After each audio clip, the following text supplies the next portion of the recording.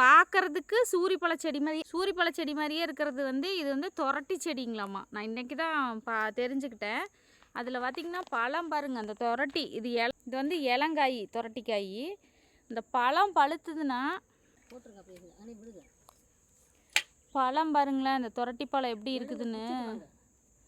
அப்படியே பிங்க் கலரில் பார்க்குறக்கு அவ்வளோ ஒரு அழகாக இருக்குது. குருவி ஏதோ சாப்பிட்ருக்குது தொரட்டிக்காயோட பழத்தை.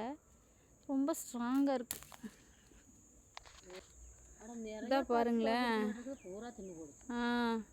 எவ்வளோ பெருசு, அது எவ்வளோ அழகாக இருக்குது. கலர் பாருங்கள், பிங்க் கலரில். அதான் உள்ள விதை வந்து இப்படி இருக்குது. தொரட்டி பழம், இதுதான் தொரட்டி பழம். நான் இதான் ஃபஸ்ட் டைம் பார்க்குறேன். யாராவது இந்த தொரட்டி பழத்தை பார்த்துருந்தீங்கன்னா சொல்லுங்கள். இந்த தொரட்டி பழத்தோட பயன்பாடு யாருக்காவது தெரிஞ்சாலும் சொல்லுங்கள். இது சாப்பிட்லாமா, சாப்பிடக்கூடாதா? குருவியெல்லாம் சாப்பிடுது, குருவியெல்லாம் சாப்பிடுது அப்படின்னா கண்டிப்பாக நாமளும் சாப்பிட்ற மாதிரி ஒரு பழமாக தான் இருக்கும்.